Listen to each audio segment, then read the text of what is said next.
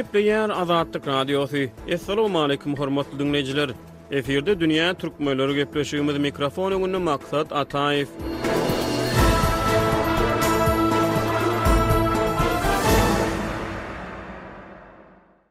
Türkmenistanyň Milli Bilim Institutu 7-11 noýabr aralygynda mektep mugallimlerine gender başarnyklaryny emele getirmek we gender gün tertibini okuw işine goşmak boýunça okuw derslerini geçirdi. Bu barada Türkmenistan Altyn Asr neşri we Birleşen Milletler Guramasynyň çağılar gazinasynyň resmi web saýty habar berdi. Maglumata görä okuw sapaklary Türkmenistanyň Bilim Ministrligi bilen Birleşen Milletler Guramasynyň çağılar gazinasynyň arasyna hyzmatdaşlygyň çägine geçirilipdir. Döwlet medeniýeti interaktiv formatda alınıp barlan okuwlaryň dürli ýumuşlar arkaly gender başarnyklaryny emele getirmäge gönükdirlendigini aýdýar. Ýumuşlar ýerine ýetirilenden soň köpçüliklerin pikir alşylýar we onuň ýerine ýetirilişi deriňelýär diýip Türkmenistan Altyn Asr ýazýar. Okuwlaryň ilkinji güni synapda gender ugurly öwrediş gurşawyny döretmek başarnygyny emele getirmäge gönükdirilipdir. Şeýle okuwlaryň dowamynda mugallimleriň okuw işini oglanlaryň we gyzlaryň deňligini üpçün etmegi, mektepde okuwçylar üçin jins taýdan howpsuz gurşawy döretmegi ara alınıp maslahatlaşylypdyr. BMG'nyň çağılar gaznasy 5 gün dowam eden gender okuwlaryna Türkmenistanyň bilim pudugynyň 27 hünärmeniň gatnaşanlygyny habar berýär. 27 hünärmeniň gatnaşan gender sapaklary Türkmenistanyň orta mekteplerine köp ýyllyklaryň dowamyny emele gelen jins gurşawy bilen bagly ýagdaýlary özgertmekde näme derejede täsir etipler? Bu soraga jogap tapmak üçin okuw sapaklarynyň hilinden we jikmejik mazmunundan habarly bolmaly. Ýöne gender deňligi bilen bagly ýagdaýlaryň Türkmenistanyň ministrlik derejesine gozgalmagy we bu ugurda halkara guramalar bilen hyzmatdaşlyk edilmegi gender deňligi ugruna synançyklardan habar berýär. Galawerside mektep mugallimleri bilen gender deňligine bagyşlanyp geçirilen okuw sapaklary Türkmenistanyň aýal gyzlaryň hukuklarynyň ýagdaýynyň erwetleşenligi barada habarlaryň ýygjamlaşan ýylyna gabat geldi. Ýa-da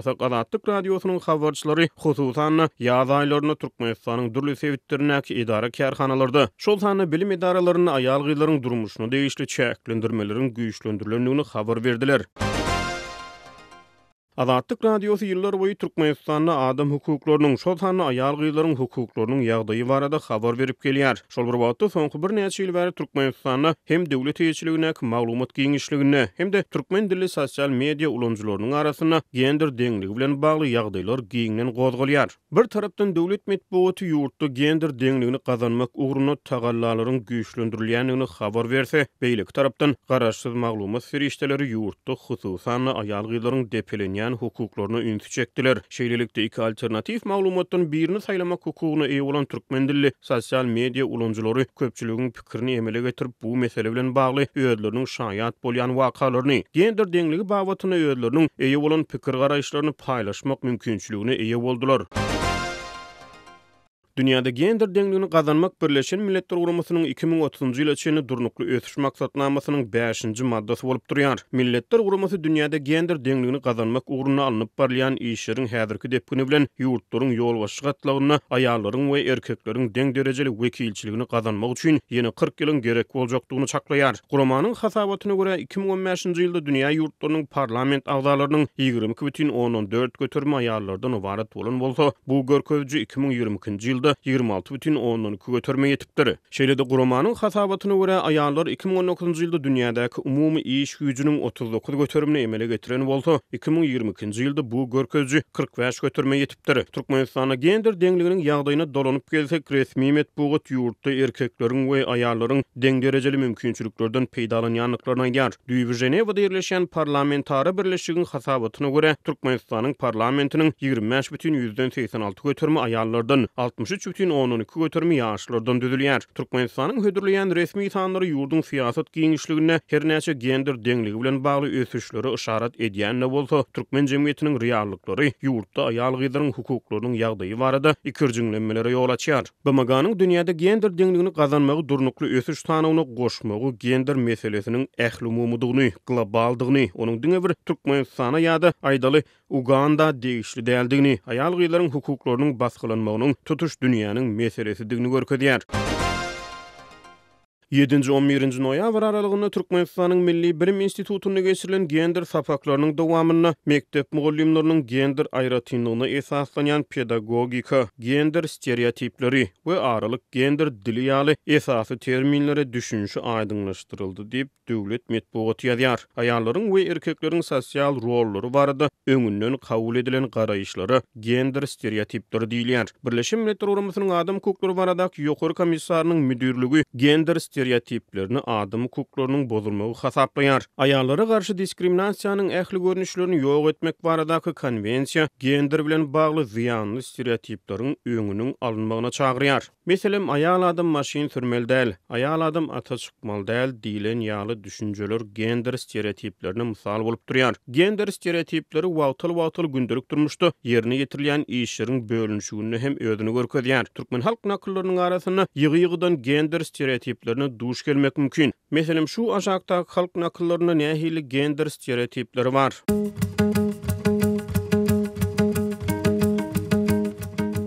Er getse ırskaçylar, ayal getse aýby. Äriň özü öýde tursa-da hyýaly daşarda, aýalyň daşarda ýörse-de hyýaly içerde.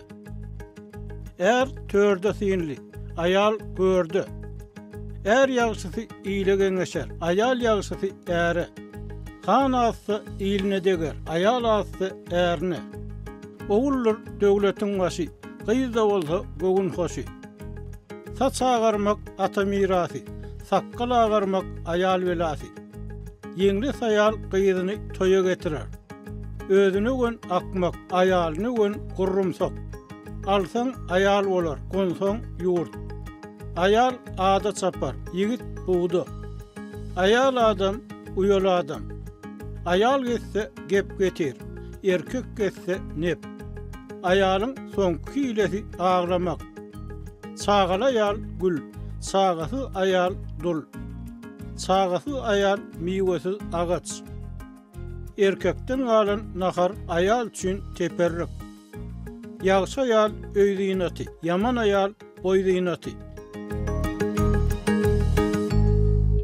Gender stereotipleri diňe bir halk nakyllaryna ýa-da halk döredijligine ýok, olar durmuşyň özünde bar. Megerem hut şonuň üçin şeýle stereotipler real durmuşyň şöhlelenmesi hökmünde nakyllara, matallara, hudelere, galy berside ýazyjy şahylaryň eserlerine, romanlara, goşgulara we beýleki eserlere siňipdir. Hatda gender stereotiplerini şekillendiriş sunuwatyna degişli vizual eserlerde hem duş gelmek görýär. Sebäbi sivilizlenen global dünýäniň adam hukuklaryny götürgüleýän ulgamlaryň we gymmatlyklaryň garşysyna görüşmegi maksat edilýän, ýeri gelende hatda adam hukuklarynyň bozulmagy hasaplaýan gender stereotipleri adamda taryhyna ähli halklaryň arasyna türli görnüşlerde öz akymlaryň emele gelipdir. Gadymyetden bäri insan oğlunyň duçar bolan durmuş şertleri gender stereotiplerini emele getiripdir.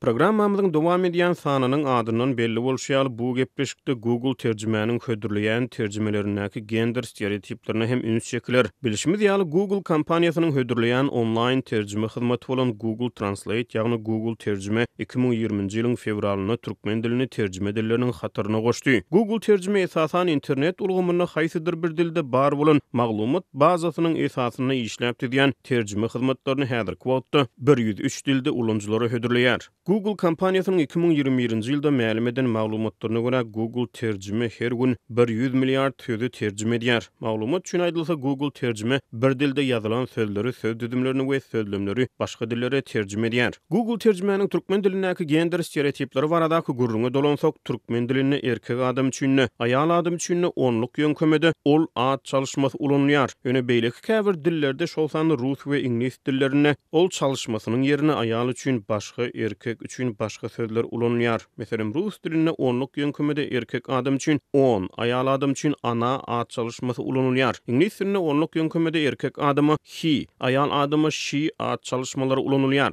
Google terjüme türkmen diline ol at çalışmasyny öz üçin alýan bir sözden başga dillere terjüme edende onluk ýönkömede ulanýan şahs görkezjisiniň erkek adamlygyny ýa-da aýal adamlygyny özü çaklamaly bolýar. Unha şeýle terjimelerde Google terjime gender stereotiplerinden peýdalanýar. Meselem türkmen diline ol kitap okuýar diýilen sözlemne ol görkezjisi ýerine ýetirilýän işin erkek ýa-da aýal adam tarapyndan amala asyrylýanygy barada hiç ýyly pikir bermeýär. Ýöne meselem ingliz dilinde he is reading a book diýilse erkek adam kitap okuýar. She is reading a book diýilse zenan kitap okuýar. Bu sözlemlerde işi ýerine ýetirýän adamyň jinsy barada maglumat berilýär. Ýöne türkmen diline aýdyşmyz ýaly erkek üçin aýal üçin ol at çalışmasy ulanylýar. Onu Google terjime türkmen dilinäki 3-nji şahsy görkezji at çalışmasyny nädip terjime edýär? Google şeýle ýagdaýda gender stereotiplerini ulanýan ýaly bolup görünýär. Meselem, ol nahar bişirýär diýilen habar sözlem ingliz diline terjime edilende Google terjime aýal adam nahar bişirýär diýip terjime edýär. Ýagny she is cooking diýär. Ýöne ol işe gidýär diýilen sözlemne Google he is going to work diýär. Ýagny erkek adam işe gidýär diýip terjime edýär. Bu ýerde Google terjime ýerine ýetirilýän işe görä onu ýerine ýetirýän adamyň erkekdigini ýa-da aýaldygyny aýdýar we gender stereotiplerini ulanýar. Ol eşik ütükleýär habar sözlemini Google rus we ingliz dillerine ol aýal ýa-da gyz eşik ütükleýär diýip terjime edýär. Demek gender stereotiplerine görä köplenç aýallar eşik ütükleýär. Ol kompýuter programmasyny işläp didýär habar sözlemini Google rus we ingliz dillerine ol erkek adam kompýuter programmasyny işläp didýär diýip terjime edýär. Google ol saçyna timar berýär habar sözlemini ol aýal ýa-da gyz saçyna timar berýär diýip terjime edýär. Google terjime aýal adam saçyny timarlaýar hasaplaýar. Ýa-da türkmen diline ol sekretar bolup işleýär habar sözlemini Google ol aýal ýa-da gyz sekretar bolup işleýär diýip terjime edýär. Aslynda bolin erkek adamam sekretar bolup bilýär. Meselem ol pişikleri halaýar habar sözlemi ol aýal ýa-da gyz pişikleri halaýar diýip terjime edilýär. Ýöne Google ol itleri halaýar habar sözlemini ol erkek adam itleri halaýar diýip terjime edýär. Google terjimeniň gender stereotiplerine görä görnüşinden pişigi aýallar ýa-da gyzlar itleri erkek adamlar görüp bilýär. Ýa-da bolmasa ol giýjaşmaçyny aglady. Habar sözlemini Google ol aýal ýa-da gyz giýjaşmaçyny aglady diýip terjime edýär. Ýöne ol hezil edip güldü diýilen sözlemi ol erkek adam hezil edip güldü diýip terjime edýär. Google terjimeniň gender stereotiplerine görä aglaýan adamlar aýal gyzlar, hezil edip gülüp bilýän adamlar erkek adamlar bolup durýar. Gelin häzir Google terjimeniň gender stereotiplerinden habar berýän käbir türkmen sözlemleriniň ingliz we rus dillerindäki terjimelerini dinläliň.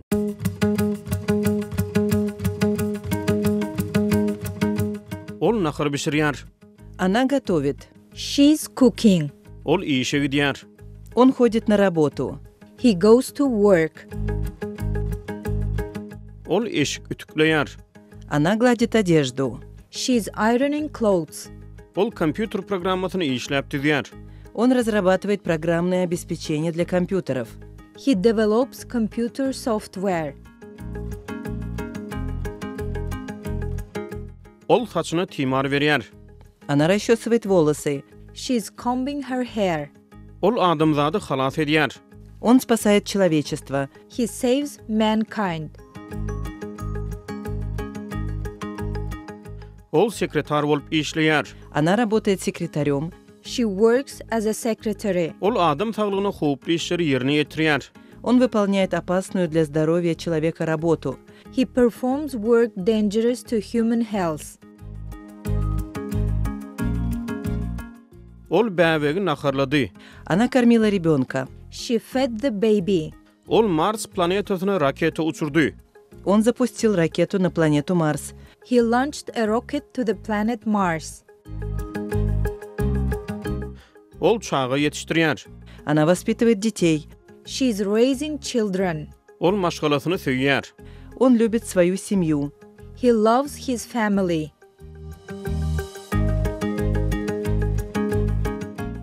Ol giýjaşmaçyny aglady. Она плакала до поздней ночи. She cried until late at night. Ol hezil edip güldü. Он весело рассмеялся. He laughed in amusement. Ol oňa nahar bişirip berdi. Она приготовила ему еду. She cooked him some food. Ol oňa gapy satyn alyp berdi. Он купил ей дверь. He bought her a door. Ol pişikleri söýýär. Она любит кошек. She loves cats. Ol itleri söýýär. Он любит собак. He loves dogs. Ol pagta ýygýar. Он собирает хлопок. He picks cotton.